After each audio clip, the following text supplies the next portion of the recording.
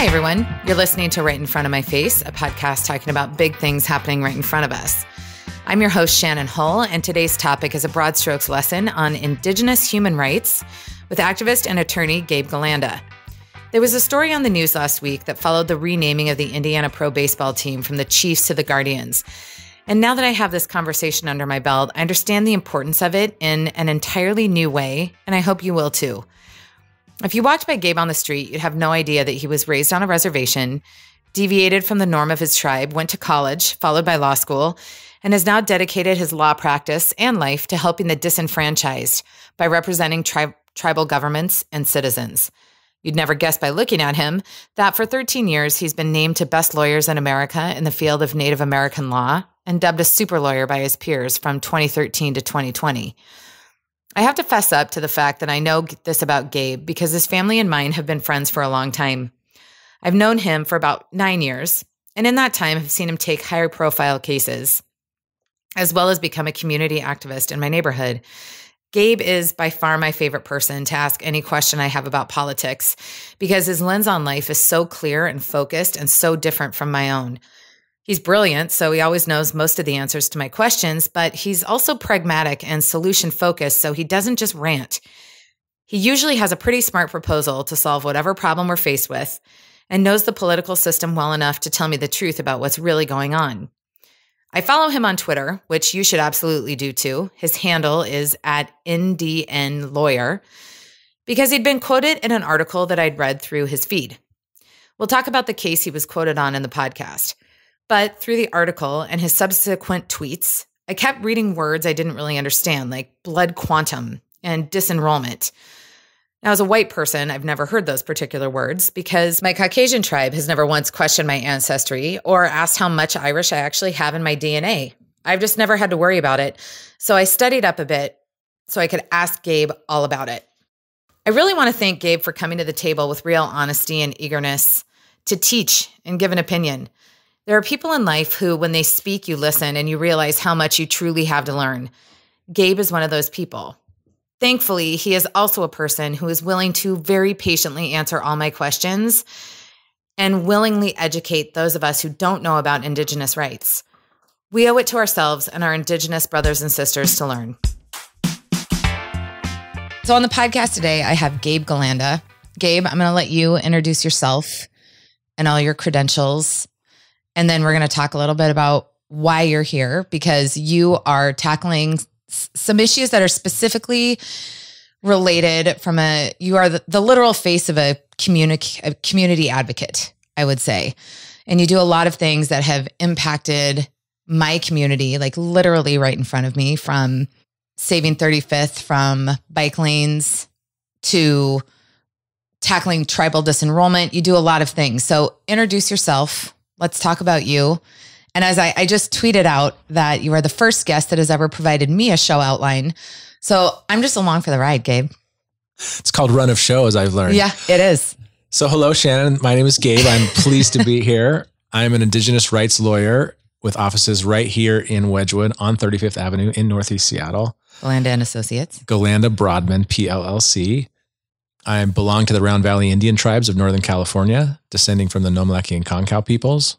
Was born and raised, however, in Port Angeles, Washington, which is on the Olympic Peninsula, a boat ride and car ride of a couple hours away from Seattle to the west.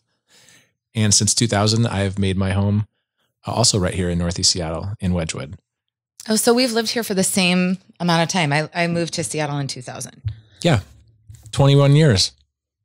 We're not that old. I think that counts. We're not that old. All right, so where did you go to law school? Went to law school at the University of Arizona College of Law in Tucson. Talk to me a little bit about, and talk to everyone listening about your background, because it very much informs who you are today and the work that you're doing. So like I said, I was born and raised in Port Angeles, Washington. I was born to a single mom who suffered from drug and alcohol addiction and mental illness.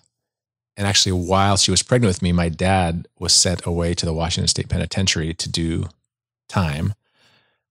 Their relationship did not work out, and she ended up raising me all by herself. In fact, I never had met my dad till I was 8. She didn't do it single-handedly, actually, because my grandpa played a pretty significant role in my life. But we lived paycheck to paycheck. We lived in the basement of a house on Front Street in Port Angeles that we rented for $150 a month. And we lived on 2 checks that would come in from the state of Washington, which were basically welfare checks, which I think totaled about $750 a month. And I remember the $400 check would come in on the first, and the $300 and some odd dollar check would come in about the 9th or 10th. And you were aware of this from age 8? Yeah. In fact, I used to get those checks cashed, and with my grandpa, I would go pay our bills before my mom could do anything with those monies that might be sort of self-destructive or not keep us in house and home. So I did not have an easy upbringing, but the great thing about Port Angeles, it was a community that sort of shored my mom up and me as best they could and had a significant hand in raising me along with my grandpa. So I was privileged to go to a Catholic school there because some good Samaritan paid the tuition for me to go there from kindergarten to 8th grade. Wow. That was after at age 4, my mom walked me into the convent and literally handed me to the nuns and said, as I've been told by some of her girlfriends, I can't raise this child as good as I would like to. I just can't. And could you help me? And they were like, we can.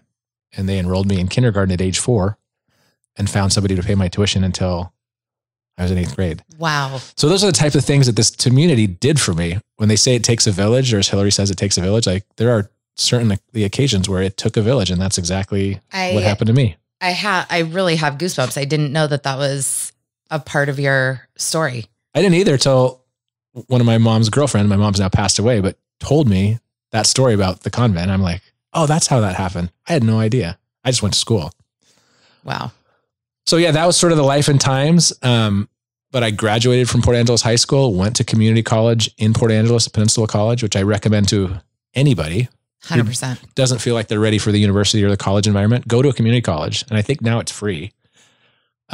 It's a great opportunity, great training ground, great place to just find your footing as a young man or woman. I then went to Western Washington University, University of Arizona College of Law, as I've said. And then I ended up in Seattle in 2000, and here I am. And when did you start your firm? Started my firm in 2010, which is about when we met. Actually, it would have been a little bit, we would have met a little bit after because Miranda was pregnant at that time. So we wouldn't have met you for maybe another couple of years. Yeah, another about year and a half, I think. She's pregnant in about this time of 2010 and tells me, and I was like, wow, I can't do this big law firm thing anymore because for the prior 10 years, I'd been on the 41st floor of 2 Union Square, practicing law for a regional law firm with 100 lawyers and all the bells and whistles associated with what's called big law.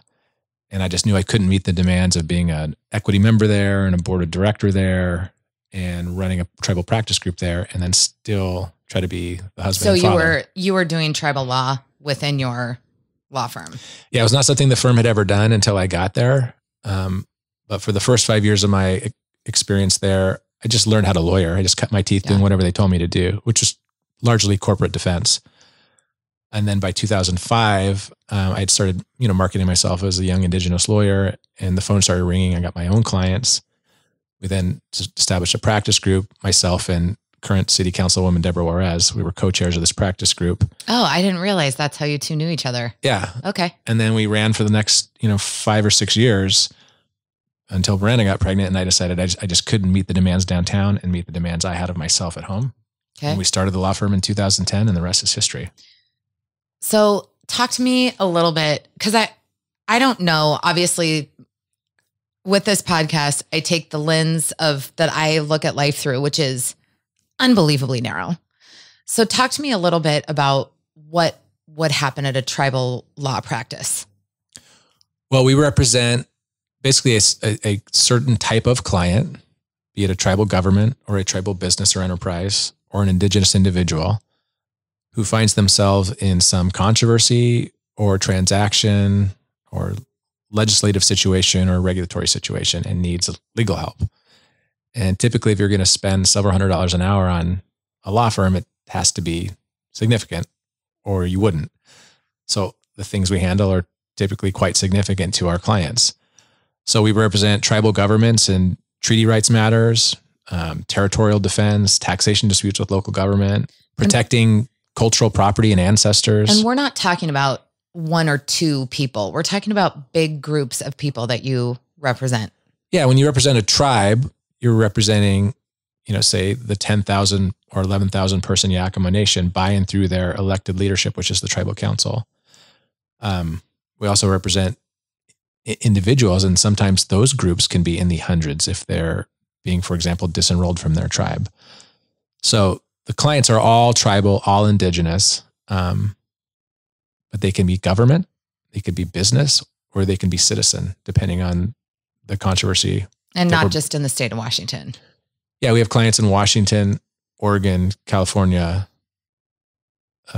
Arizona, Great Lakes. Sort of depends. Our bread and butter clients are in the Northwest and on the West Coast, but we get calls from time to time all across the country to help. We'll be right back with Gabe Galanda. Hey everybody, John Gruss with Element Mortgage here again, and we're still dealing with a pretty crazy real estate market, especially on the lending side. Interest rates are still incredibly low. So if you have not had an opportunity to refinance your current home yet, what are you waiting for? Rates are great. Reach out to us. We'll be happy to provide you your options. Secondarily, our homes are all increasing in value. Great chance to potentially tap into some of that equity by utilizing a cash out refinance option. Again, the rates are still incredibly low on that, and you've got an opportunity to tap into the equity for either home improvements, maybe some debt consolidation, whatever that additional cash may be beneficial for. Last, if you're buying a home, you've probably seen the news. It's crazy out there. The market is hot. What's going to be incredibly important is that you have a lender that can help you navigate this process by explaining what's going on, how to strategically position your offer so that it's accepted in a market where sellers are getting multiple offers on properties. And at Element Mortgage, we're happy to do that. We're licensed in 49 states. Sorry, New York. Unfortunately, we're not able to assist, but please reach out to me, John, Jon.Gruss, Grus, at elementmortgage.com or 206-954-4787. John Gruss, NMLS number 1108421. Element Mortgage is a division of American Pacific Mortgage, NMLS number 1850, equal housing opportunity. So Gabe, you had dinner at my house not too long ago, and we were talking about tribal disenrollment. And I did, after you left, start to go down the rabbit hole a bit because I didn't know what that meant. I didn't know that this was such a huge issue happening all over the country. And a big part of the reason why I wanted to have you on the podcast, because this is something that's happening right in front of our face, especially in Seattle. There are a lot of tribes here that we don't talk about. And you tweeted something that really resonated with me maybe last week. But you said, with all the civil rights conversations happening right now, there's no Indigenous person that has a seat at the table. And I thought that was pretty profound because as we talk about BIPOC, Indigenous people don't always come into those conversations naturally or into the thought. Do you find that to be true? Well, absolutely. Thus the tweet. But what's unique about Indigenous peoples is we're governments, meaning we're citizens of tribal governments. And then as citizens, occasionally our rights can be violated by the very tribal governments that we are a part of. And so there's sort of an attitude, it'll just be resolved within the Indigenous political environment. But as a result, we don't have an NAACP. We don't have an API advocacy organization. We don't have a La Raza or a Latino rights organization at the national level. So I actually think Indian country, as we're sort of called collectively, we're struggling in this moment because it is a historic, once in a generation, racial and social justice reckoning that we're witnessing. But we don't have a seat at the table because we're in this very unique situation.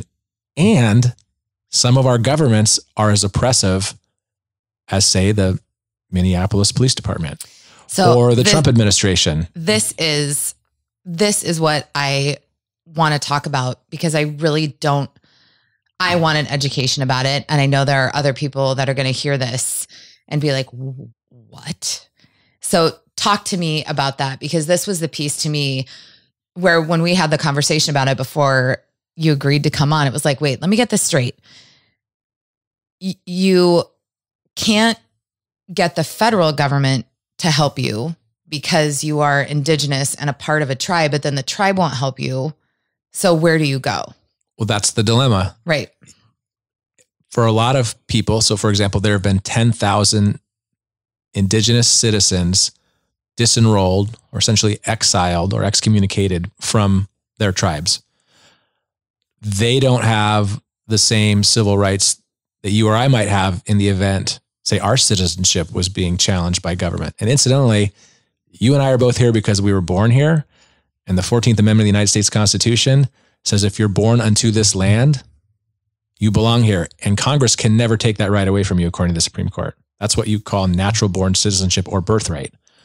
Well, Indigenous people believe sort of the same thing, not through an Anglo-American constitutional lens, but if you are born unto the land, if you are born into your parents and residence to the land and community and society, that's where you belong. So you have this American idea that nobody can touch your birthright. I mean, it is sacred. Right. In the Indigenous environment, however, where the Constitution does not apply, there is no such guarantee. And so you have tribal politicians who, for power and greed, will get rid of people and extinguish their birthright. And generally speaking, there is no recourse. There's nowhere to go to prevent it from happening. And that's the challenge that we face as their lawyers. We have to find some opening in some court or in the court of public opinion, if necessary, to provide these family members some opportunity to be heard, legally or politically. So talk to me about what disenrollment really means and what the motivation to disenroll an individual from a tribe would be. So stepping back, before 1492 or 1776, Indigenous nations were actually what were called kinship societies. They didn't self-identify as governments or nations. They identified sort of more as society, and there was a reciprocal relationship between everybody in the society, whereby you just simply belong because you were born there, your parents told you that's who you were, and then there was basically a right and obligation to be there. You know, you didn't just get to exist, you had to sort of labor for your existence in some traditional way. Okay. So there was this reciprocity of society to individual, and it was just sort of left at that. Well, that has eroded for the last 500 years, or certainly the last 250 years. The last 250 years really is a matter of federal Indian law, which has just gradually chipped away at traditional Indigenous existence and made it a racial issue, made it a monetary issue, really transmuted into something that it never was. And candidly, Indigenous peoples now 500 years or 250 years into this experiment have sort of forgotten some of those old ways. They've been assimilated and acculturated in a mainstream society and aren't pausing to reflect those old ways as much as they should. So enter Indian gaming, now $35 billion a year, legislated by Congress in 1988. It becomes a multi-billion-dollar operation probably 25 years ago, and it's grown ever since. And now you have economic incentive, billions of dollars in economic incentive, if you're a tribal politician, to start to control the composition of the tribe, ultimately to sustain your power in office and your wealth and the wealth of people who are supporting you. So if you have 1,000 members and the proceeds of that gaming enterprise are being distributed on what's called a per capita basis, and you want to stay in power, well, why not get rid of 500 of them? The 500 left will be 100% richer based on those distributions, therefore more allegiant to you, therefore less likely to say anything about getting rid of the other 500. And you've now assured that you're going to stay in office maybe for life. So really, because from the outside looking in, as I was doing my, baseline reading, my first thought was, this is all dollars. Yes. Is that, to distill it down, is that really what it is at the end of the day? It's greed and power, yes. And these traditional kinship principles of belonging and reciprocity have been replaced by capitalism. That's the bottom line. 250 years into this federal Indian experiment, the old ways of existence have been overrun by capitalism. Wow. It really is as simple as that. So you are taking these members who have been disenrolled from tribes and going into court and saying no. Well, again, we got to find a court. The question is, can we find jurisdiction? Because tribes, like the federal and state government, are immune from litigation unless they consent to it. Well, a tribe or a group of tribal politicians who are trying to get rid of people aren't going to make themselves voluntarily amenable to litigation. No. So you have to figure out a way to establish the jurisdiction of some court to even have the claim heard. And there are some places where there are no courts that will hear the case, like in California. That's why there are thousands and thousands of California Indians who have been summarily disenrolled, and they've never had a chance to say anything about it or tell their case to a judge. So where do they, I mean, how do you where do you go if you've been disenrolled from a tribe? What does that even look like if you can't be a natural born US citizen because you're a part of Indian country?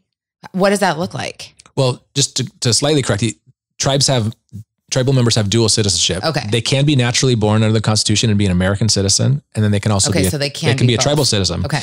I just point that out to you to recognize that you have something in common with them, which is you identify as a natural born American citizen simply because you were born here. And you probably didn't give it a lot of thought. And nor did I till I got into this conversation with these relatives. Yeah, none. It's the same thing for indigenous peoples in their homelands by birthright, as it's called there, natural born citizenship, essentially. That's how they belong. And for anyone to question it is sort of like, are you kidding me? But it's now happening. The question is, where do they go when that right is being threatened? Right. Our rights are not threatened. We will never have... As a white woman, I feel confident that my rights are not going to be threatened in this way. It's because of the 14th Amendment of the Constitution, and no matter what side of the political aisle anyone's on, the Supreme Court has said it's sacred and it can never be disturbed. So we can live our lives comfortably knowing that right is assured. It will never be compromised by the United States government.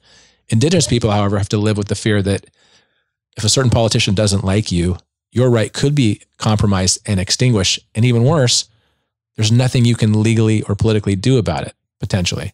But to your question, our job as the lawyers is to figure out, is there a forum to have the dispute heard? Because once it's heard, everybody realizes the injustice. Right. Almost every judge, to the extent they are independent, and that's another question, will say, yeah, this is fundamentally wrong and should be stopped. So the tribal politicians will do whatever they can, legislatively or otherwise, to stop you from finding a courthouse. They will deploy lawyers. They will change the laws. If there is a tribal court, they will install a judge of their liking. So it is difficult, at times impossible, to even get the individuals whose rights are being violated, their sacred rights that are being violated, to even have a day in court. And just imagine the agony and frustration of that. How do you live with it? Well, I won't say I've numbed to it, but having been in this for now 10 years, early on, I was sort of emotionally wrought by I don't this. see how you couldn't be. Yeah, no, there were very low moments in the first couple of years of this advocacy where I was just like, I can't believe this is happening to us, and in particular my clients, and I almost feel helpless. And it's a debilitating, exhausting, agonizing state to be in. So I haven't sort of numbed to it, but maybe I have some sort of like some calluses, and I can compartmentalization. Yeah, maybe? I can compartmentalize it and almost draw some inspiration from it, which is really where I've been for the last 6 or 8 years. Talk to me about the win that you just had. So I'm excited because I've been fighting for these two Tulalip Indian fishermen. Tulalip, of course, is a reservation north of Seattle by about 45 minutes in Marysville. And the Tulalip Indians have been a signatory to the Treaty of Point Elliott since 1855. In these parts, the fish wars are sort of generally known, but for the last basically 50 years, there has been feverish dispute between the state of Washington and tribal governments over the allocation of fishery resources in the Puget Sound and Salish Sea in particular, also in the Columbia River and elsewhere. But those fish wars were at their peak, and that's when they were dubbed the fish wars, really in the 1970s. Tribes have become so politically and legally skilled and powerful that for the most part, the state doesn't mess with them the way they were messing with them in the 1970s. But they can, the state, prey on individual tribal members who don't have the political, legal, or economic muscle of the tribe to try to basically make their point, which is that the tribes don't deserve 50% of the fishery. They should be regulated by the state of Washington, and these treaty rights shouldn't exist. And that is still the attitude of the state of Washington and the Fish and Wildlife Department 50 years later, despite all sorts of case and controversy. It is just unbelievable that these go on for so long. Right. So here's what happened. In 2015, these two upstart Tulalip young men realized that fishermen were selling their fish to basically non-Indian fish wholesalers that would then sell the fish to whomever, Whole Foods, Ocean Beauty, Ocean Air. Those transactions happen on the dock. They're all cash transactions. And basically they realized that the price was being suppressed because the non-Indian fish dealers had all the relationships and all the power, and the individual fishermen really didn't. They were sort of this disparate group of people who were just, happy to bring crab or salmon onto the dock and get paid for it. So the price was like $3 a pound, which is not the price, by the way, that these guys then charge, all the end users. These young men step onto the dock and were like, we're going to start buying from ourselves and collectively bargaining with industry, and we're going to raise the price. They raised the price to $10 or $12 a pound, from $3 or $4 to $10 or $12. So naturally, the fishermen are going to sell to their own people because they just raised the price by 300%. Well, who does that leave out? The non-Indian fish wholesalers, who then run to the state of Washington and say, they have quote unquote monopolized the fishery. This is quote unquote reverse racism, according to a DFW investigator. Wow. And they made up this story that they were somehow doing something nefarious, that they were somehow illegal with basically competing and winning. Here comes the Department of Fish and Wildlife that then launches this multi-year, multifaceted, quote unquote, shellfish trafficking investigation that in 2006 resulted in these men's families having their doors kicked open by law enforcement, these young men being arrested on the Everett Marina docks, put into a cop car, handcuffed, stuffed there for 2 hours, and then being criminally prosecuted between Pierce County and Skagit County after the state of Washington, to quote a judge, quote unquote, shopped the prosecution to 6 law enforcement agencies, 4 of which that of course said no, but that didn't stop them from finding the 5th or the 6th, to criminally indict these men for shellfish trafficking. Wait, is that a thing you can do, is shop prosecution? Well, the judge does not look favorably upon it. Typically, if you go to a law enforcement agency and they say, no, you don't have a case, okay, then you go back to the drawing board and either fix your case, right, or you realize you don't have a case. You don't then shop it serially to 5 other agencies. And I'm talking FBI, Attorney General, Skagit County, Pierce County, King County, Snohomish County. This is how far the state of Washington took it? And we're still dealing with it. I actually did not know that was a thing that you could do. Well, you can't. Ethically speaking, you can't. I had a retired LAPD law enforcement detective as our star witness in a federal civil rights case say, this is unethical and illegal in terms of police practices. Long story short, they do that. 2 of these charges get brought. The Pierce County prosecutor ends up dismissing one set. He says, oh, I didn't get the full story from DFW. And it turns out these guys have a quote unquote absolute defense to these charges. They should have never been presented to us. Enter Skagit County, perhaps of racist ideology because they're up in Skagit County and have never been kind to the Indians of Skagit County. They file the charges. We get the case dismissed. It goes up to the Court of Appeals, and the Court of Appeals says, well, we see what happened here, but the judge didn't make the correct procedural finding on the agency's bad faith. So you have to go back and do it all over again, which just happened. And that's what we're getting ready to do. My point is 5 years later, these guys are still not home free. We're still contending with it. But in the interim, we had filed a federal civil rights lawsuit that was in part dismissed because of qualified immunity, which is this doctrine that a lot of people are now hearing about because it's a federal judge-made doctrine that basically allows police to escape accountability and liability for mistakes they make, which is why, for example, people are being murdered time and again by the cops without there being sort of a deterrence or a fix because they get off under this doctrine. Part of our case gets dismissed. We then ended up in state court, and the state of Washington realized they have enough problems with this investigation, shopping the prosecution, destruction of evidence, racial profiling, that they settled the false arrest claim for $50,000. Wow. I'm sitting here with Tracy Erickson of the Collective Group at Compass. Tracy, you are a great listing agent. I've seen a lot of homes that are listed by the Collective Group. Can you tell me a little bit about what's in your listing plan and how it sets the Collective Group apart from other agents? Absolutely. You know, Shannon, there's so much more that goes into selling a home than just putting a sign in the front yard. And we really pride ourselves on that. One of the first things we'll do is walk through the home with the seller and advise on the best improvements. And then once we decide what type of work that we're going to do to give you the best ROI, you can hand those keys over and we will project manage the entire thing. Once we have your home looking its best, we will get it staged from top to bottom and have our amazing photographers come in and not only take photographs, but also do videos, drone shots, and even a Matterport. Once that's completed and we have it on the market, the marketing is huge. So we push social media advertising very hard. Our goal is always to achieve 10,000 views of your property on all social media platforms. So our commitment is always to our sellers in this hot Seattle market to get the highest dollar possible for their biggest investment. Tracy, where can people find you? They can find us at compass.com, or they can find us on Instagram, Tracy Erickson Homes, or feel free to give me a call, 206-251-6351. I don't know how you can deal with this rage and what you've seen and the systemic racism and oppression that you've seen and experienced and tried to defend. It's a big burden to carry. Yeah, you just have to channel it. And on some level, you have to absorb the pain and anguish and rage from your clients. And if you sort of emote that probably doesn't help them cope with what's happening to them. So it's not easy to do, but you sort of have to compartmentalize it, and you have to put on sort of a stronger, more confident face that isn't, weakened by rage or pain, and is more focused on obtaining justice. So that's sort of the trick to it. So as you're talking about this and bringing up systemic policing, cover-ups, all of this stuff, can you talk to me a little bit about the Cecil Lacey case? Yeah, so Cecil Lacey, also a Tulalip tribal member, was walking down State Route 20 through Tulalip late one night in 2015, mentally ill.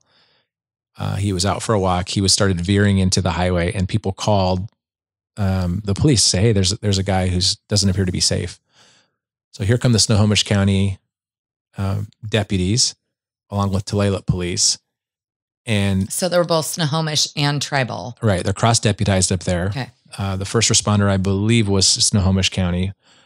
They try to get him into a cop car to take him home, but at this point he's afraid because he's now in a mental health crisis, and he's in a cop car rather than, say, for example, in the care of an EMT. And he was not armed, correct? He was just kind of waving his arms around and acting erratic. Correct. Okay. He was in a mental health crisis, and he needed to be sort of comforted and calmed and taken safely home. And to the cops' credit, they tried to do that. They tried to put him in a cop car and get him there, but by the time he ends up in a cop car, lights and other things sort of flashing, he freaks out. He jumps out of the cop car because he's trying to run home at this point. And next thing you know, the sheriff's county deputy has him proned out, meaning face down, like George Floyd. Yeah, I think we all know what that means at this point, hopefully. With the entire weight on the small of his back, like George Floyd, although not with the knee at the neck, knee into the small of his back. And he says, like George Floyd, I can't breathe. And the county deputy does not relinquish pressure or release pressure. And he ends up dying of asphyxiation, which is basically suffocation. And we brought a lawsuit, which we're still contending with, to obtain justice for his family. And I mean, here's the thing, that was a mistake. There are cases, and I used the word murder earlier, and in some respects, that's not completely fair to law enforcement. There are murders that are occurring at the hands of law. That's the George Floyd case that we've all seen. There are also mistakes. This young man, by the way, after Cecil said, I can't breathe, realized he needed to administer CPR. Here's another mistake that was made. Well, he wasn't trained properly in CPR or resuscitation methods. He didn't have a CPR card, which should be a problem for anybody looking at this thing. So what he thought needed to happen is he needed to go find a mask to give mouth-to-mouth resuscitation to Cecil after he said, I can't breathe, and stopped breathing. If he was properly trained, he would realize you don't do mouth-to-mouth anymore. Therefore, you don't need a mask. You don't need to be fishing around in your car for seconds and minutes, every second or minute of which is another second or minute, which he is sure to die or be brain damaged. By the time he gets back with the mask that he never needed because he wasn't trained in CPR and could have done chest compressions the entire time, Cecil had already passed. So it's like mistake after mistake after mistake was made. He should have never been proned out. That's an illegal position that proper training would have prevented. Perhaps he should have been let go. It's another thing that should have been considered. But things like not having a proper CPR card, That's a mistake. That's a big training issue. The big problem in police reform in my mind is we never look at actually what happened unless it's on a 9.5-minute video. We don't necessarily know whatever happened. There's great effort put into covering up what happened to protect the cop and his reputation and livelihood, which, by the way, will always be protected, fully indemnified by local government, will be protected by the men in blue. They typically get them off the street and into a detective position so they don't have to deal with something like this again.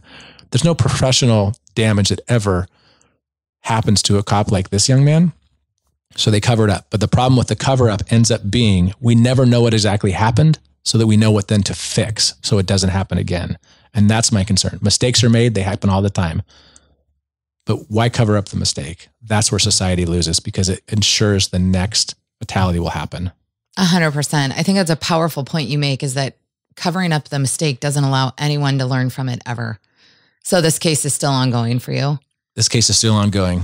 We have a trial date in December. Oh, wow. Yeah. And this was happening in 2015.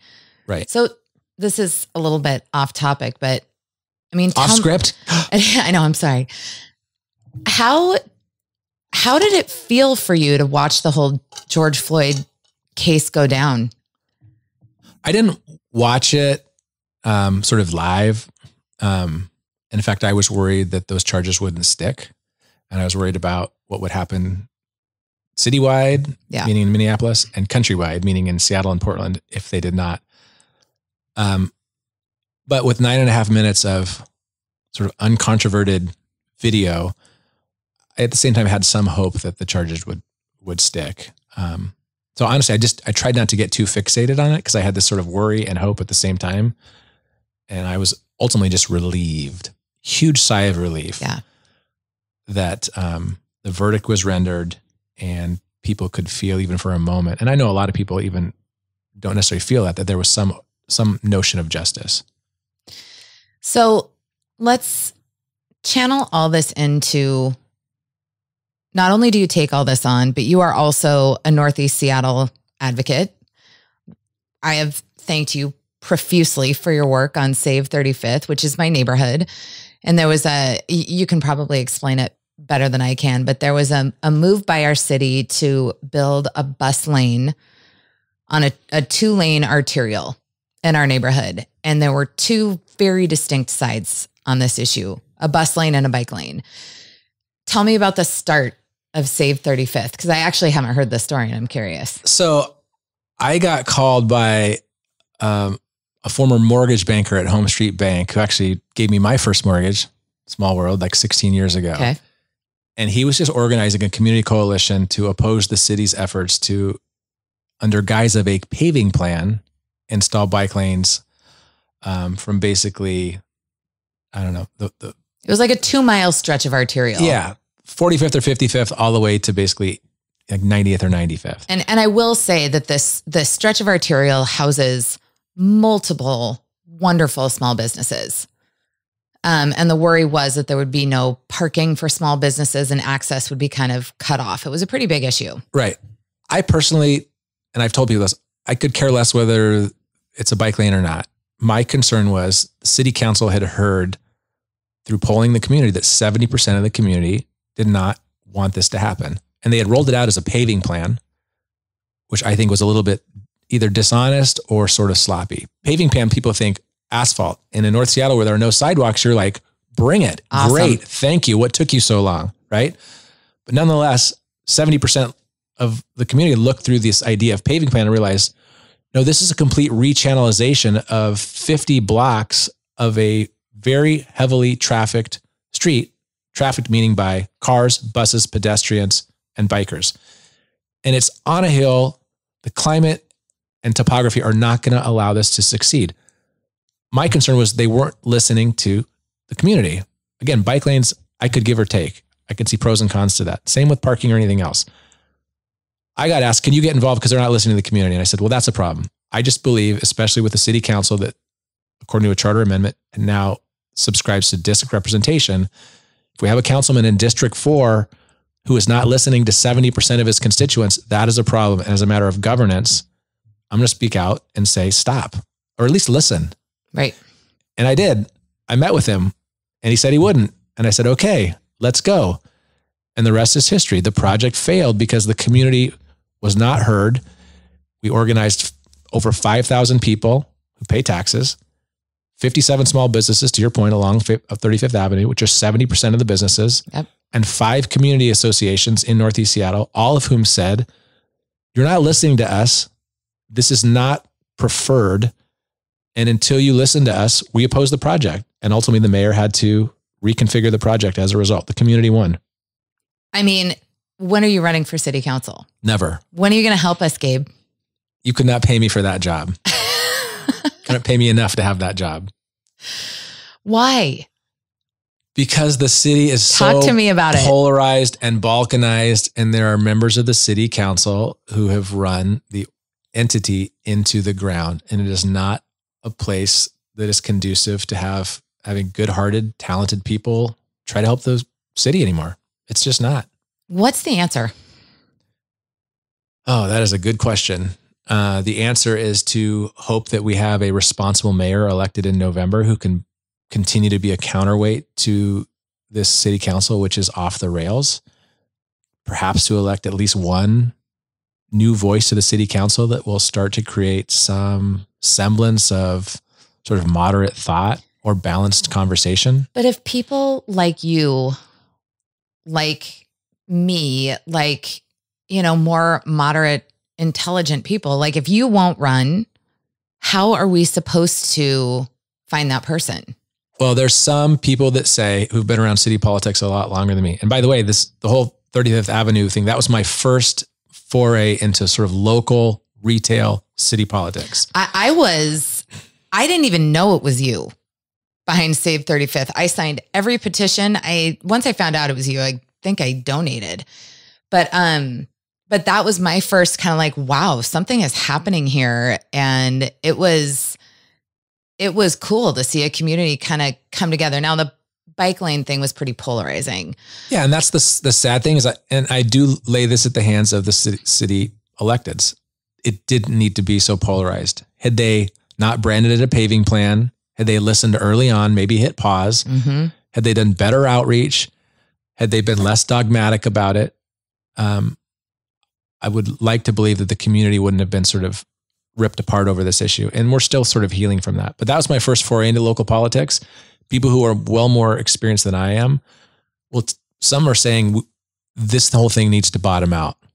City Hall needs to bottom out before we basically rise from the ashes and reset the whole thing. I'm trying not to be that cynical about it because that can be damaging to a lot of people's lives and livelihoods. But that's one thought. The other thought is if you just elect, a moderate mayor or a moderate voice or two on the city council and just start to create some balance, that maybe we will be okay. But is that even possible at this point? Do you think Seattleites will listen to moderation? We'll find out in November. I believe that the mayoral candidate who will be elected in November will be a moderate, needs to be a moderate. I think the city council has disenfranchised so many people and has come off as so deranged and dogmatic that the city is starved for somebody that can just sort of prove to be a counterweight to the council. Well, we have some big problems in Seattle.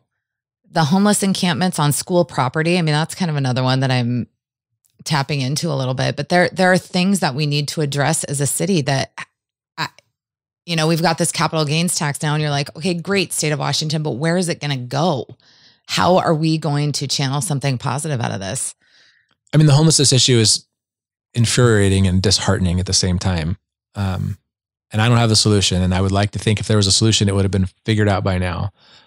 But we have to hope at some point somebody in City Hall or in broader county and state government are going to help us figure it out. But I agree. What's happening with encampments on school grounds, and I've told the school board this, is not okay. You should not have kids going back to school in the peak of a pandemic where they are already angst-ridden enough and in fact in tears going back, at least on day one.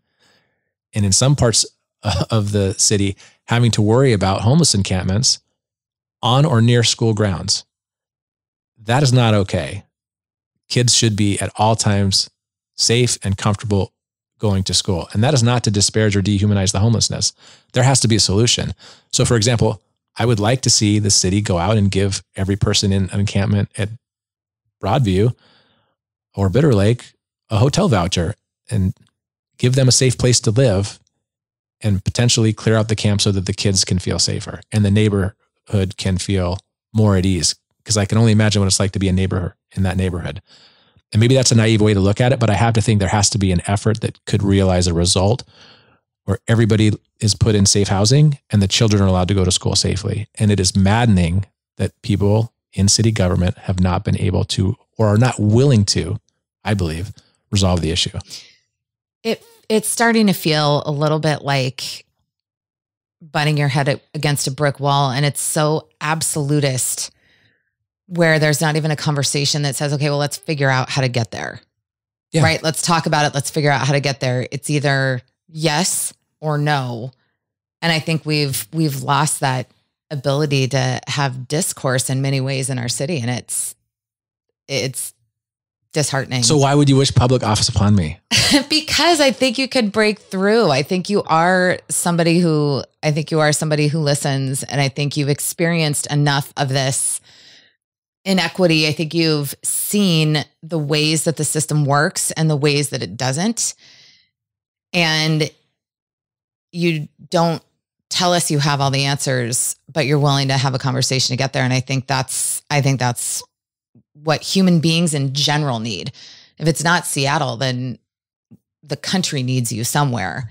You know, it's those voices that say, I've seen the systemic problems that we have in government, and I've seen them play out in the real lives of people. You know, not all of us have that experience. Very few of us have the experience that you've had and the visibility that you've had into the system breakdown. And it's only from people who have seen it and experienced it and have empathy for it that can bring us out of it. Yeah, I appreciate all that, but not it. Okay, fine. But it's like water on granite, Gabe. Whatever that means. I'll just drip one drip at a time. I'll take it. Until I get the yes. Well, your time is so valuable. Thank you so much for coming on. I could sit here and talk to you for hours, but the work that you do is very powerful. And those of us that are not Indigenous have no visibility into this world. So thank you for shining a light on it and letting all of us who are listening to this learn from your experience. Right on. Thank you for having me. That's Gabe. Quick, passionate, and efficient with words. Thank you so much for the education. Again, follow Gabe on Twitter at NDNLawyer. And while you're at it, follow me too at In Front of My Face and on Instagram at Right in Front of My Face. Thank you so much for listening. Please share this podcast far and wide. And remember to ask a few more questions this week. You never know what you'll find right in front of your face.